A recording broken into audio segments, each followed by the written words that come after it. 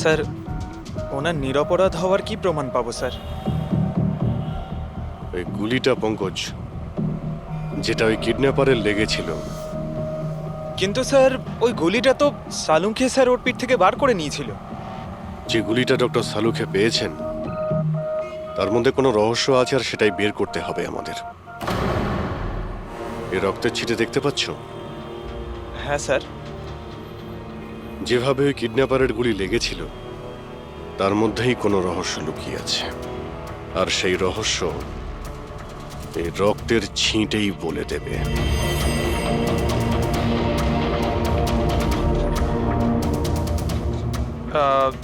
Sir, রক্তের ফোঁটা কি করে স্যার?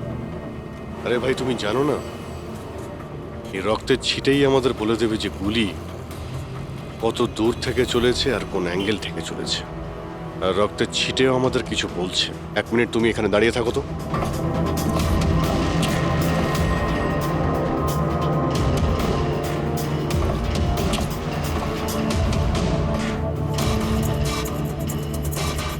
পঙ্কজ, তুমি একটু নিচু হও তো।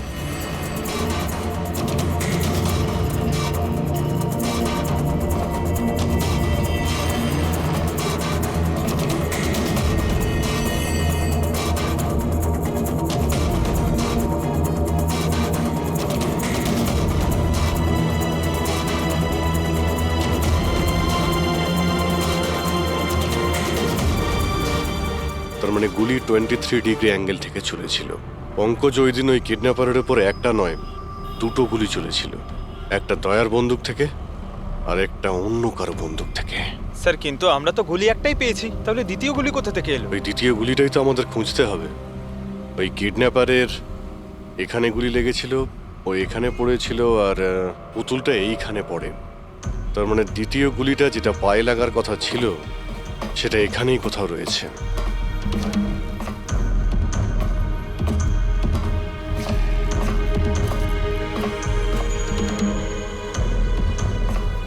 পঙ্কজ, তুমি একটা কাজ করো, আমি ওই দ্বিতীয় গুলিটা খুঁজছি, ততক্ষণ তুমি খোঁজ নিয়ে দেখো যে ওই দিন যে গুলিটা চলেছিল সেদিন এই কন্টেনার ইয়ার্ডে কেউ এসেছিল ঠিক কিনা। আছে স্যার।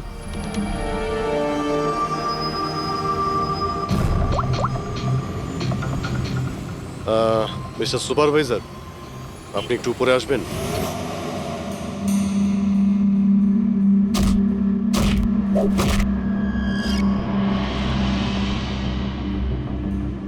এটাকে হোল্ড কর। এইভাবে মারতে হয় পাঞ্চ। বেরো। নমস্কার। নমস্কার। হ্যাঁ, তো বলুন, বলুন কি কাজ? কিছু জানার ছিল। যদি না দিই? কিভাবে আদায় করতে হয় আমরা জানি সেটা।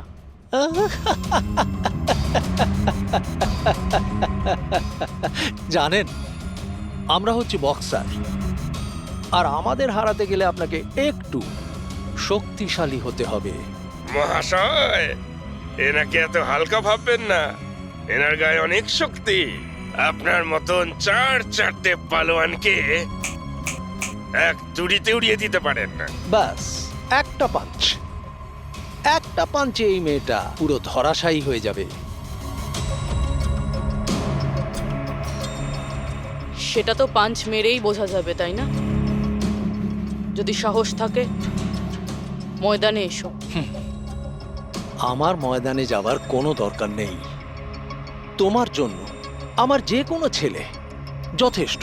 আর যদি তুমি জিতে যাও, তুমি যা জানতে চাইছো আমি তোমাকে বলে দেব।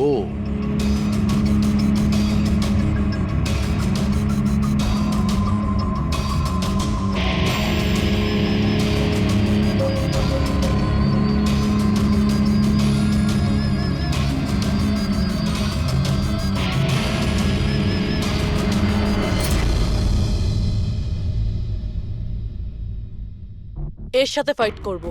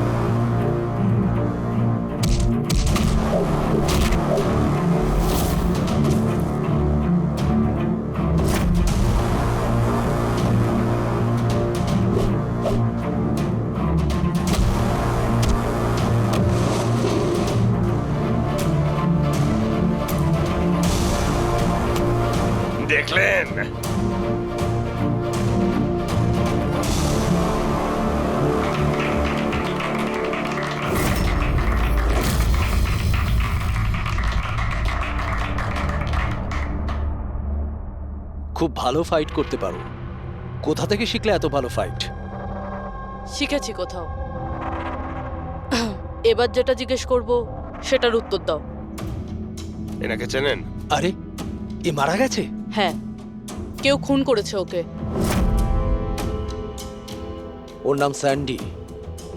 আমি ওকে ট্রেনিং দিয়েছিলাম। এই স্যান্ডির অ্যাড্রেস কিংবা ফোন নাম্বার তো হবে।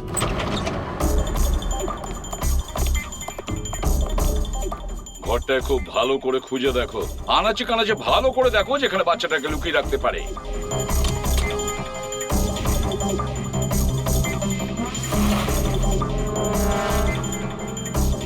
স্যার, হ্যাঁ পুরবি, স্যার এই দেখুন, কাবার্ডে ফটো লাগানো রয়েছে। মাই গড, এ তো মিলির ফটো। আয়ুষীর কেয়ারটেকার। এর ফটো এখানে এলো কি করে? এটার একটাই কারণ হতে পারে, এই মিলি ওই কিডন্যাপারকে চিনতো। হ্যাঁ স্যার, আর আমাদের সামনে এমন নাটক করছিল যেন বাচ্চা হারিয়ে যাওয়ায় সব থেকে বেশি দুঃখ ওরই হচ্ছে। আয়ুষী, ওই মিলির সঙ্গে দেখা করতে হবে। হয়তো ওর কাছেই আয়ুষীর ব্যাপারে সব জানা যাবে।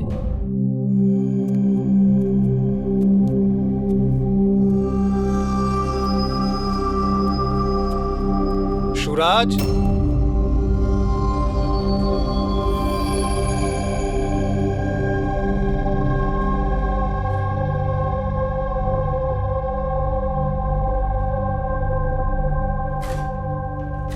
সুরাজ,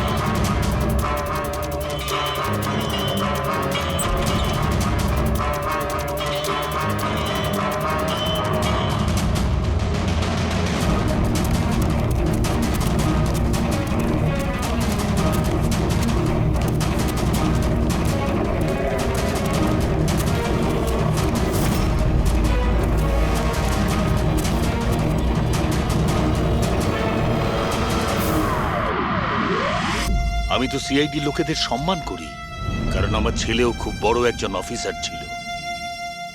ওকে 26শে নভেম্বর গুলি করে মেরেছে। ওর মা ডিপ্রেশনে চলে যায়। ওকে কিছুতেই বোঝাতে পারছিলাম না যে ওর ছেলে আর এ জগতে নেই। সেই শোকে ও দুবার আত্মহত্যা করার চেষ্টা করেছিল, কিন্তু তৃতীয়বার ওকে আর আমিও বাঁচাতে পারিনি।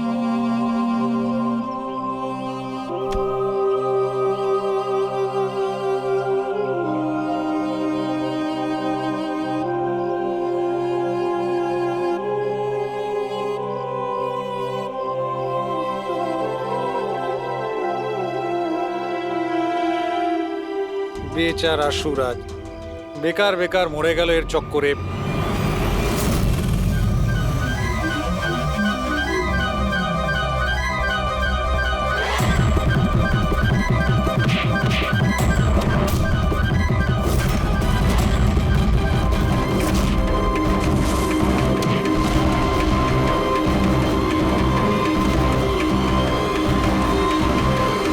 স্যার, আমার মেয়ের ব্যাপারে কোনো খবর পাওয়া গেল? কোথায় আছে আমার মেয়ে? দেখুন, আপনার আয়ুষী যেখানেই থাকুক না কেন খুব তাড়াতাড়ি পাওয়া যাবে, কারণ কিডন্যাপারের ব্যাপারে আমরা অনেক কিছু জানতে পেরেছি। স্যার, কে ওই কিডন্যাপার? প্লিজ বলুন, আমি ওকে ছাড়বো না।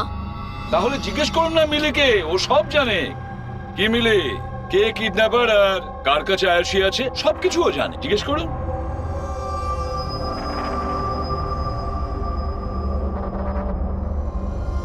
স্যান্ডিকে তো চেনো তুমি, তোমারই বলাতে স্যান্ডি এর মেয়েকে অপহরণ করেছে।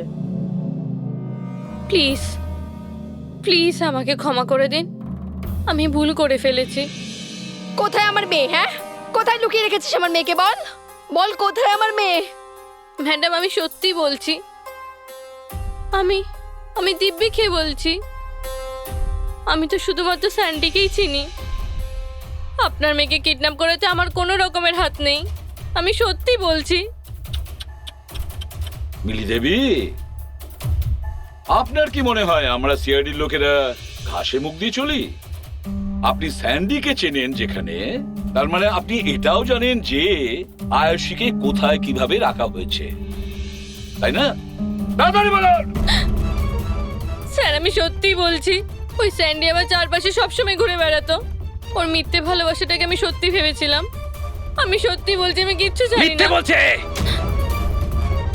আরে কিছু তো জানেন আপনি, বাচ্চাটাকে কোথায় লুকিয়ে রাখতে পারে ওরা? আমি কিচ্ছু জানি না, আমি কিচ্ছু বলতে পারবো না।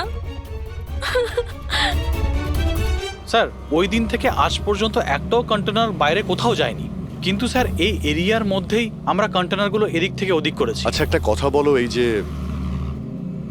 এই এরিয়াতে যতগুলো কন্টেনার আছে এই পর্যন্ত, এইগুলোকে এদিক ওদিক করা হয়েছিল? হতে পারে স্যার। আচ্ছা এই কন্টেনারগুলো যখন নিয়ে গিয়েছিলে, কোথায় নিয়ে গেছো, কোথায় রেখেছো মনে আছে? স্যার সেভাবে তো মনে নেই, কিন্তু এই এরিয়ার মধ্যে কন্টেনারগুলো এদিক থেকে ওদিক করেছিলাম। আপনি চাইলে চেক করে নিতে পারেন। চেক তো করতেই হবে।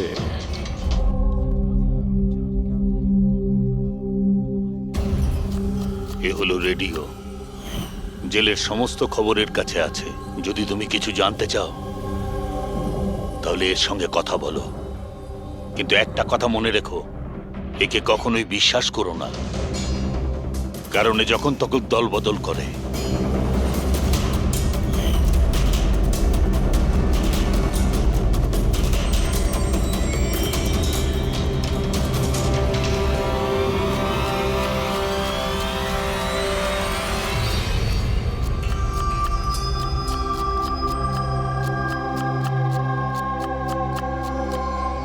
কোনো সাহায্য করব ভাই? পেঁয়াজ কাটো, কাটতে পারো তো নাকি? হ্যাঁ হ্যাঁ, কাটছি কাটছি।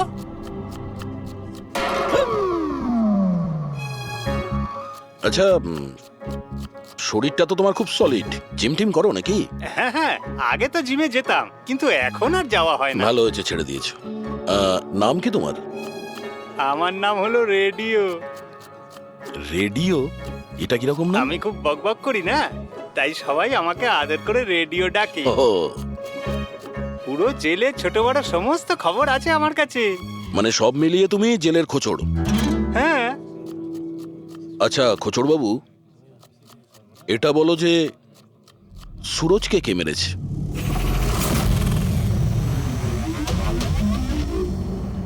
কি হলো? তুমি তো এই জেলের সব থেকে বড় খোঁচড়, এটাও জানো না? হ্যাঁ, রেডিও নাম আমার। হাহ।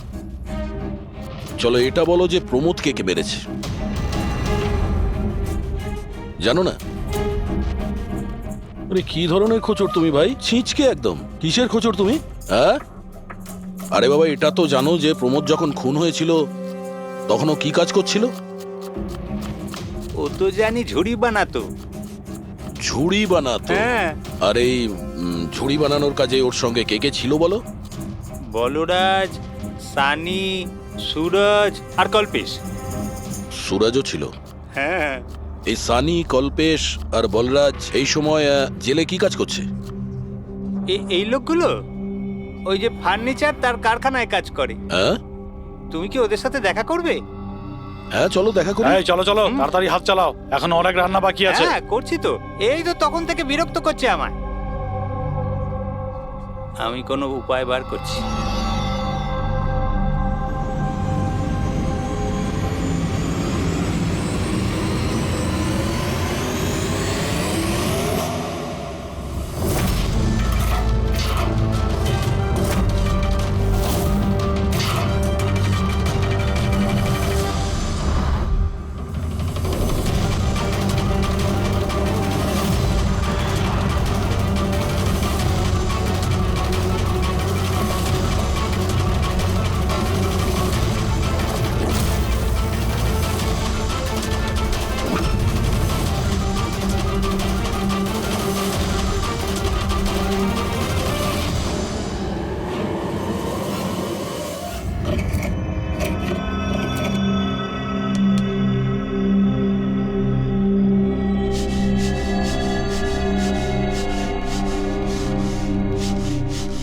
কিছু জানতে পারলে?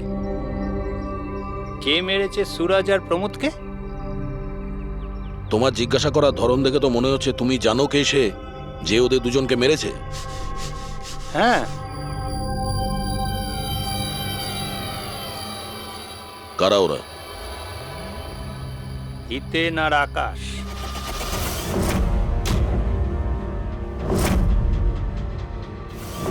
এত তাড়াতাড়ি বলে দিল? কিচেনে তো ভুলভাল বকছিল। নিশ্চয়ই কোনো গন্ডগোল আছে এই রেডিওর।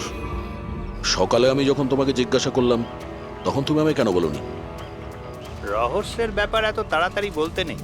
আর আমার তো এটাও জানা আছে যে ওই শক্তিশালী লোকটা আসলে কে, যাকে ওই দুজন মারার কথা আলোচনা করছে। যেটা প্রমোদ শুনেছিল। কে সেই ক্ষমতাবান লোকটা? শুনে কিন্তু রেগে যেও না। তোমাকেই মারার প্ল্যান করছে ওরা। আমাকে?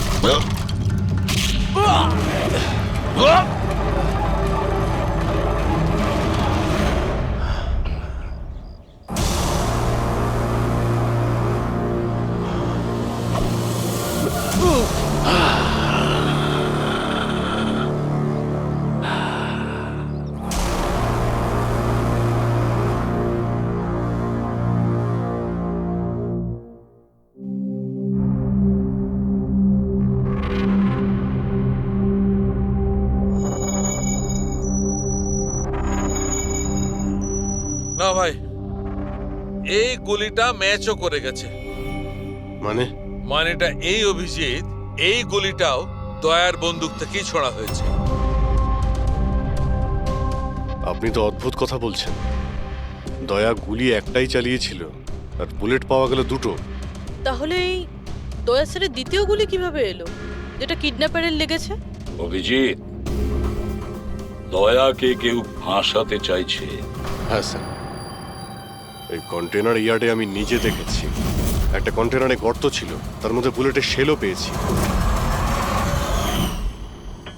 ওখানেই বসে কেউ কিডন্যাপারকে গুলি করেছিল। কিন্তু তোমরা কি করে বলতে পারো যে গুলি অন্য কেউ চালিয়েছে?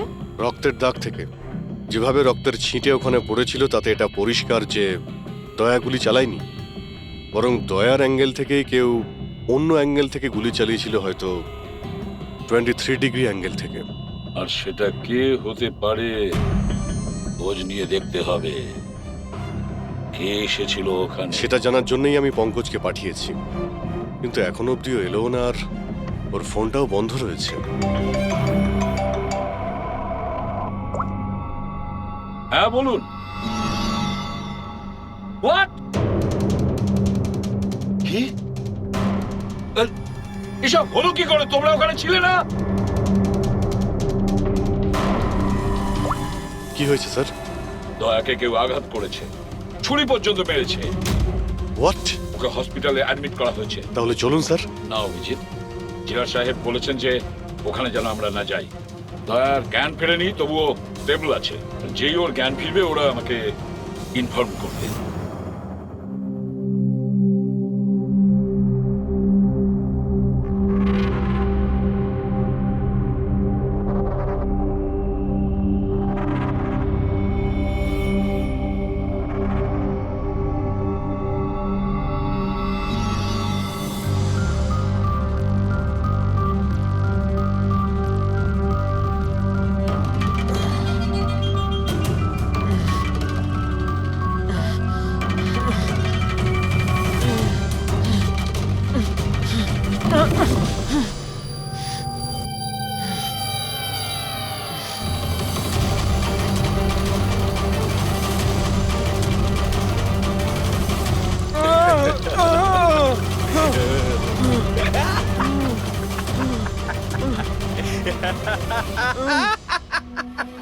যত হাসার হাস, তোর আর বেশি দিন বাকি নেই। হেসে নে। আরে ভাই, তোদের সিআইডির এটাই প্রবলেম জানিস তো, ভীষণ বেশি বকবক করিস। সব শেষ হয়ে গেছে, তবু তোদের সাহস কমেনি। মৃত্যুর মুখে দাঁড়িয়েও বড় বড় কথা বলছিস। এই স্বভাব না মরার আগের মুহূর্ত অব্দি যাবে না, বুঝেছিস? আচ্ছা, তাহলে আমি নিঃশ্বাসটাই বন্ধ করে দিই। আমাকে যে ফলো করে তাকে আমার একদম পছন্দ হয় না। কোনো অপরাধী, বুদ্ধিমান অপরাধী, নিজের পেছনে কোনো প্রমাণ ছেড়ে যায় না। প্রমাণ তো তুই ওখানেই ফেলে এসেছিলি। তুই গিয়েছিলিস না ওখানে, ওই আড়ে?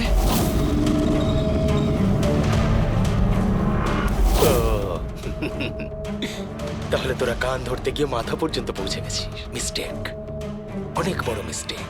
কোনো ব্যাপার না, ভুলটা না হয় শুধরে নিচ্ছি। মরার আগে কোনো শেষ ইচ্ছে? তুই দয়া স্যারকে ফাঁসিয়েছিস।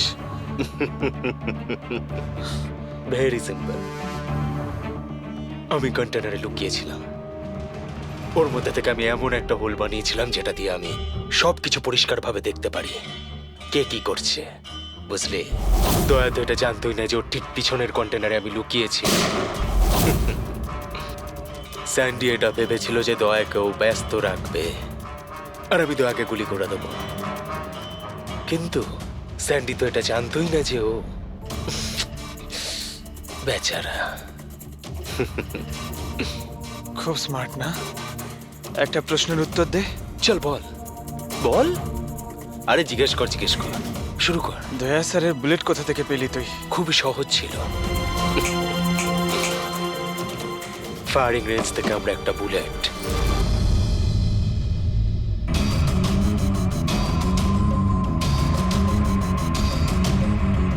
একই আমার পার্টনার আমার সাথে বিশ্বাসঘাতকতা করলো।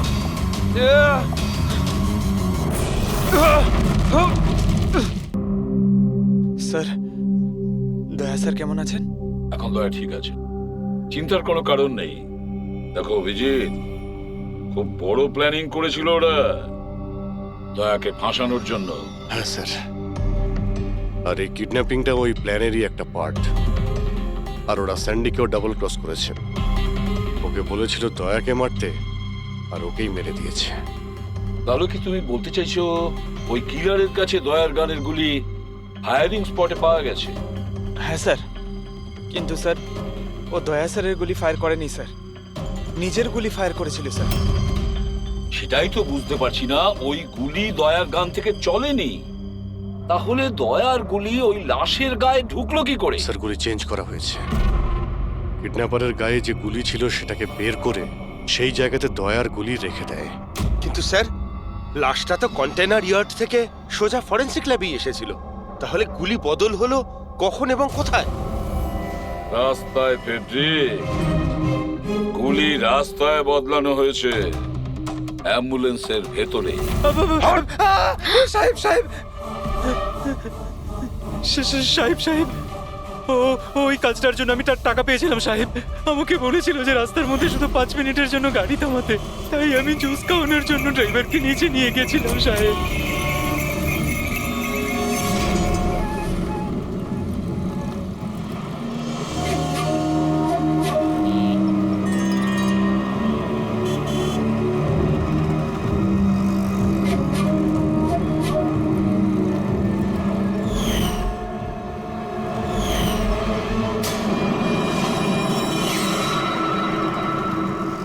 মিলি কোথায়? কোথায় মিলি? স্যার, আমরা ওকে খুঁজছি, ও ফোনও ধরছে না। ওর রুমটা কোথায়? হ্যাঁ, ওই উপরে। কিন্তু অফিসার হয়েছেটা কি? মিলি সবাইকে বোকা বানিয়েছে।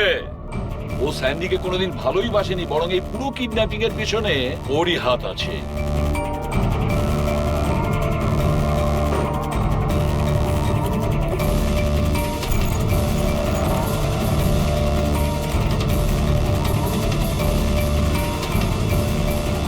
স্যার, এই ছবি মিলির ঘরে ছিল।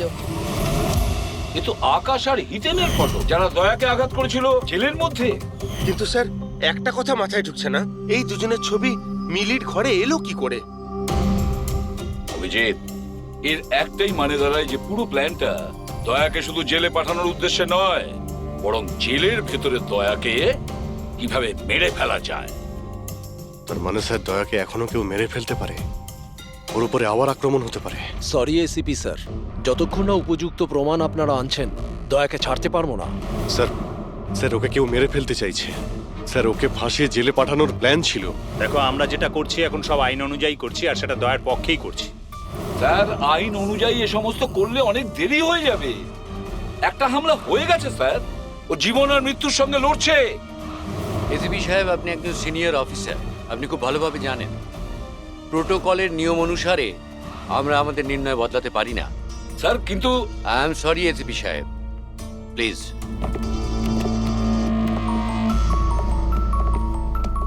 স্যার, হ্যাঁ, স্যার মিলির ফোন বন্ধ আসছে। ও কোথায় আছে, কি করছে কেউ জানে না, কিন্তু আমরা শহর থেকে বাইরে যাওয়ার সমস্ত রাস্তা ওর জন্য বন্ধ করে দিয়েছি। স্যার যা করার তাড়াতাড়ি করতে হবে, একবার ওকে অ্যাটাক করেছে, এবার কিন্তু ওকে মেরেই ফেলবে ওরা। তাহলে অভিজিৎ, আমরা সেটাই করব যেটা আমরা নিজেদের জন্য করি।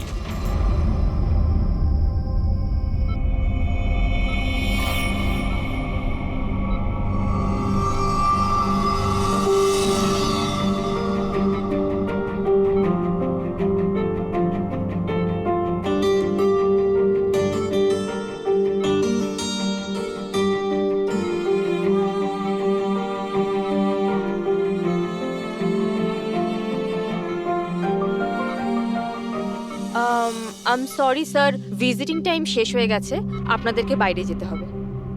আমি পেশেন্টের ব্যান্ডেজ চেঞ্জ করব।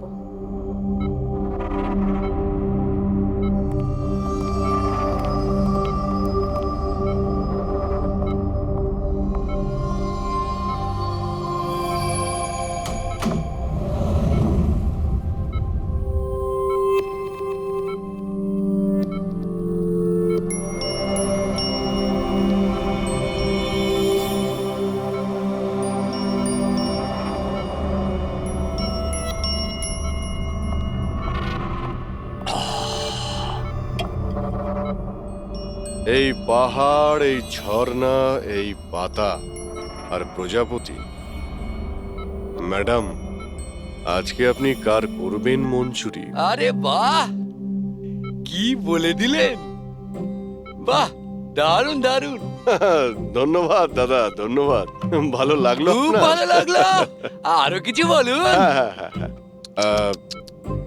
মরার বয়স হয়ে গেল আর আপনি শায়েরি করছেন? মুখ খুলুন জেঠু। আরে ম্যাডাম, আর কদিনই বা বাঁচবো আমি বলুন তো?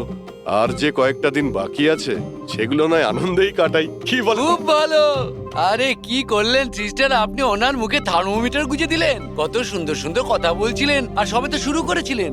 আরে আঙ্কেল, ভালোই হয়েছে ওকে চুপ করিয়ে দিয়েছে, এমনিতে তো মরেই যেত, নাহলে আমি নিজেই ওর গলা টিপে চুপ করিয়ে দিতাম ওকে। আরে আরে চুপ। রাগ করো না ভাই, বাঁচা আর মরা তো উপরওয়ালার হাতে রয়েছে, আমরা তো শুধু কাঠের পুতুল। ভগবান তো আমাদের দিয়ে শুধু খেলিয়েই যাচ্ছে। আরে কি ভালো, কি ভালো। আরে তোমার যদি ভালো না লাগে তুমি কান বন্ধ করে শুয়ে পড়ো, আমার খুব ভালো লাগছে, আমাকে শুনতে দাও। আরেকটা বলুন, আরেকটা বলুন। হ্যাঁ হ্যাঁ অবশ্যই, এবার শুরু করি। চাঁদ লুকিয়ে রয়েছে মেঘের মধ্যে।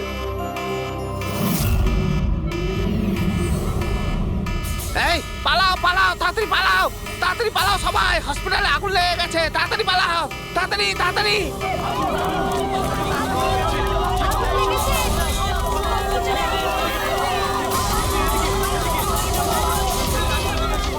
আরে খুনি তার খেলা শুরু করে দিয়েছে। অভিজিৎ, অভিজিৎ, হ্যাঁ স্যার। ওরা তোর রুমে আগুন লাগিয়েছে। স্যার এগুলো ইচ্ছে করেই করেছে। আমি থালুকাকে মেন গেটে দাঁড় করিয়ে দিয়েছি, ব্যাক গেটেও কাউকে দরকার। পুরবি তুমি এখনই পিছনের গেটে যাও।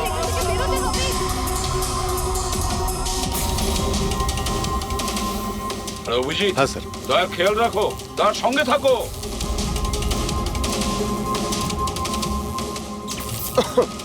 এই কে তুমি কোথায় আসছো? আসলে কি আমি কি কি এদিকে কি? না আসলে আগুন লেগেছে না, তাই ভাবলাম যে এদিক দিয়ে রাস্তা এদিকে আছে কোনো রাস্তা নেই, যাও নিচে যাও, চলো নিচে যাও। ওকে।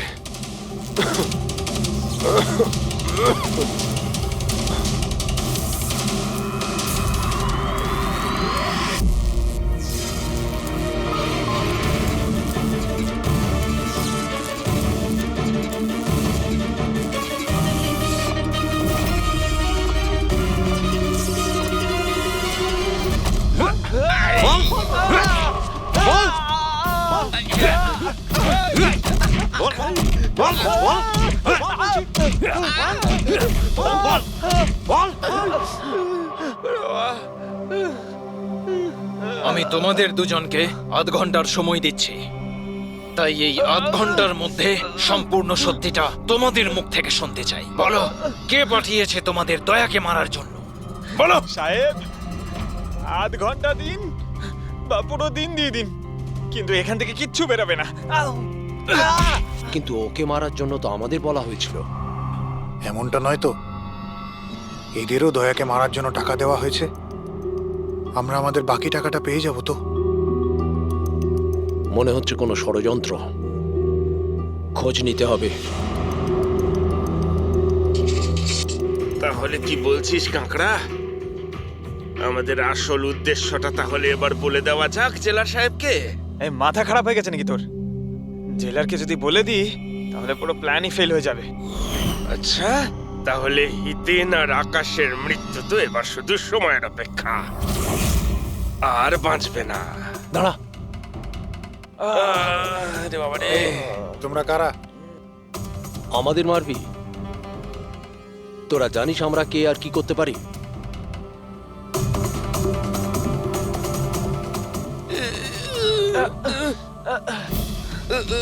ওরে বাবা রে, মরে গেলাম। ওরে বাবা।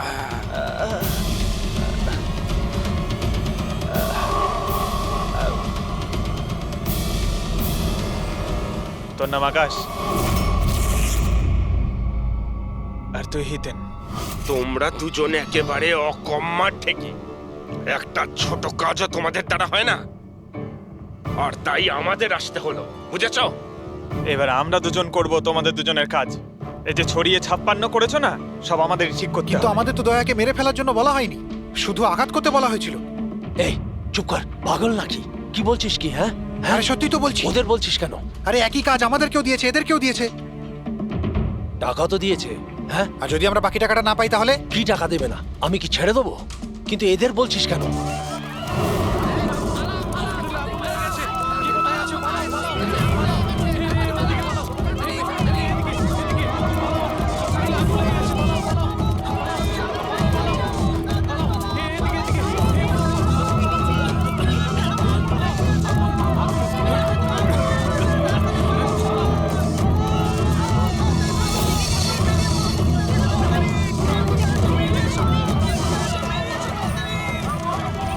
সরে যাও, সরে যাও সবাই, সরে যাও, পেছনে চলে যাও, তাড়াতাড়ি সরে যাও। হ্যালো, হ্যাঁ পঙ্কজ, কি বললে তুমি?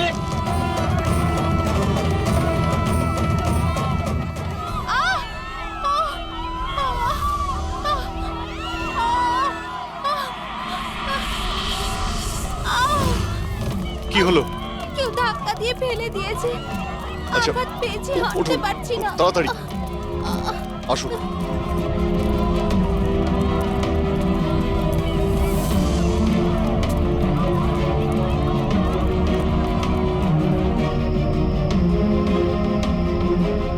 সারিকা, শোনো, একে দেখো তো, ওর পায়ে লেগেছে, ওকে বাইরে নিয়ে যাও। আসুন আসুন, আমার সাথে আসুন। অভিজিৎ, অভিজিৎ, তুমি এখানে কি করছো? দয়ার কাছে কে আছে? স্যার, একজন মহিলা লেগেছিল, ওনাকে আমি নিয়ে আসছিলাম। দয়ার কাছে একজন গার্ড আছে কিন্তু স্যার। অভিজিৎ, পঙ্কজ এক্ষুনি ফোন করে বললো আমাকে দয়ার উপর যে হামলা করবে সে বাইরে থেকে আসবে না, আগে থেকেই হসপিটালে আছে।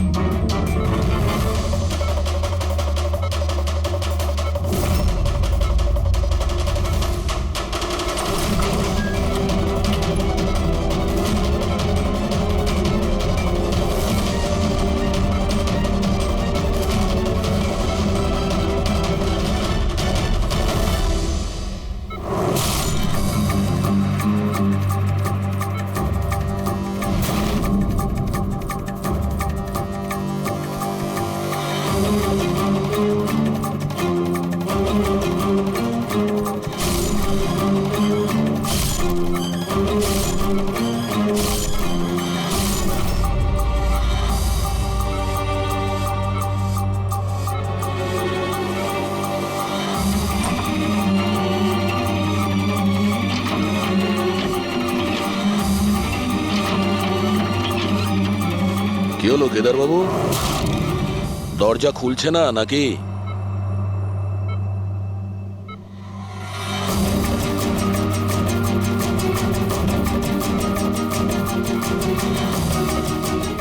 তুমি ছুরিটা খুব ভালো চালাও, কিন্তু আফসোস এই শিল্পটা আজ কাজে লাগলো না।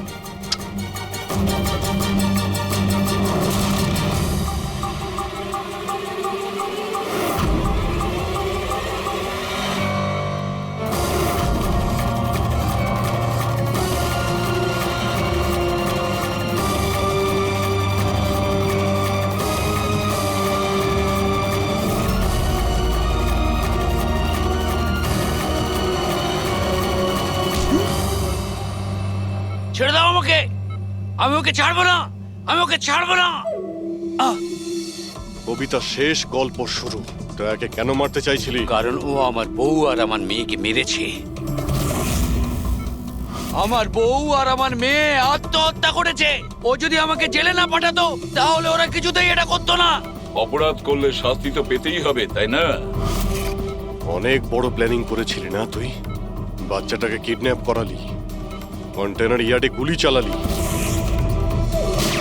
আর দয়াকে ফাঁসানোর জন্য গুলিটাও চেঞ্জ করে দিয়েছিলি।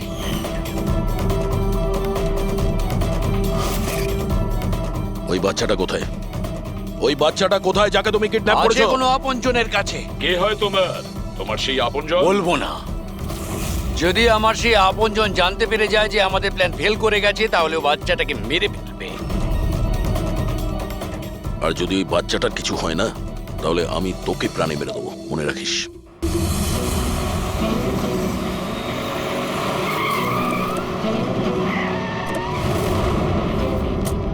অভিজিৎ, গত 1 মাস ধরে মিলির ফোন এই স্পটেই দেখা যাচ্ছে। বাচ্চাটাকে এখানেই কোথাও লুকিয়ে রাখা হয়েছে। স্যার, এই মিলি আবার ওই কেদারের কোনো আপনজন নয় তো, যার ব্যাপারে ও আমাদের বলছিল? হতে পারে ফ্রেডি। ওনাদেরকে বলো গাড়ি থেকে বাইরে না বেরোয়। আপনারা প্লিজ গাড়িতেই বসুন প্লিজ।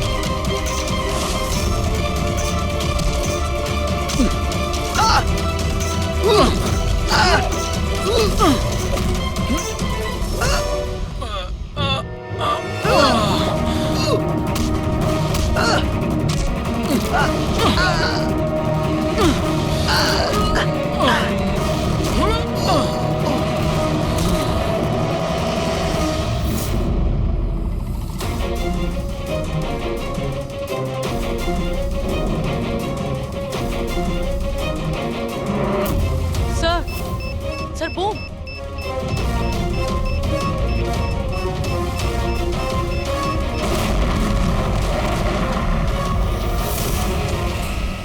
মিলি দাও, মিলি পালাবে না। বাচ্চাটাকে, বাচ্চা পড়ে যাবে। বাচ্চাটাকে আমাদের দিয়ে দাও। আমাকে বাধা দিও না, আমি বলছি আমাকে যেতে দাও, না হলে আমি বাচ্চাটাকে ফেলে দেবো। দেখো তুমি যা করছো খুব ভুল করছো। ঠিক আছে, আমি এরকম কিচ্ছু করব না। আপনারা আপনাদের গান নিচে রাখুন। ঠিক আছে।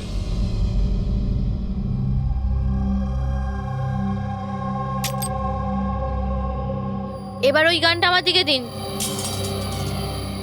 তুমিও।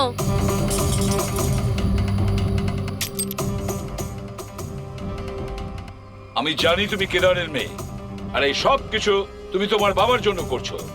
আপনারা সবাই সিআইডির লোকেরা শুরু থেকে কেবলমাত্র উল্টো দিকেই যাচ্ছেন। আসল সত্যিটা কি সেটা শুধু আমিই জানি, আর এই সত্যিটা আমি কখনোই কাউকে বলবো না, আর আপনারা কখনো এটা জানতেও পারবেন না। দেখো মিলি, মিলি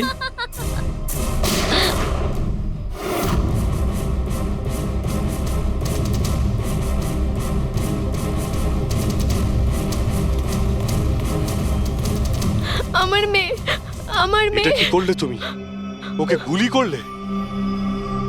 এ আমার মেয়েকে মেরে ফেলতো, আমি কি আর করতাম? আরে পায়ে গুলি করতে পারতে। শুধু ওই ছিল যে দয়াকে নিরপরাধ প্রমাণ করতে পারতো, আর তুমি ওকে মেরে ফেললে।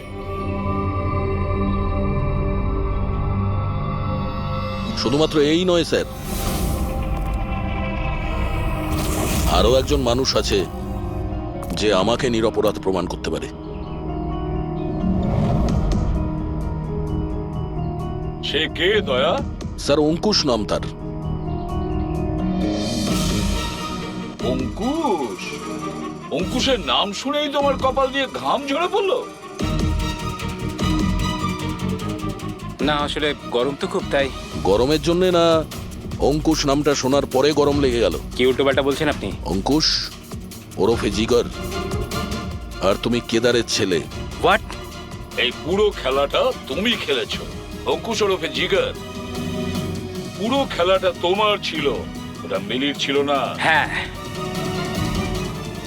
এই পুরো খেলাটা আমিই তৈরি করেছি। আমি দয়াকে অ্যারেস্ট করব।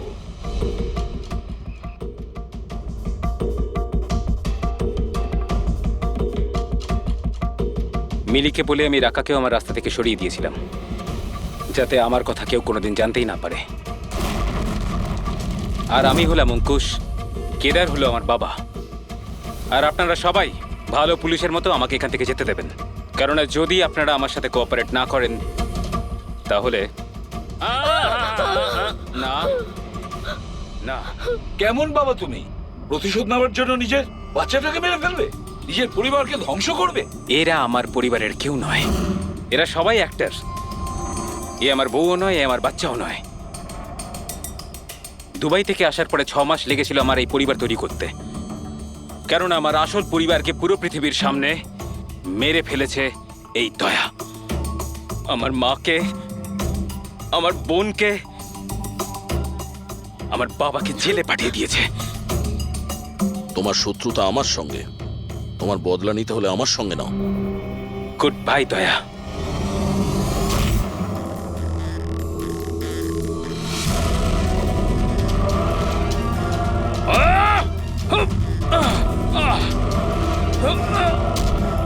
না অভিজিৎ, ছেড়ে দাও ওকে।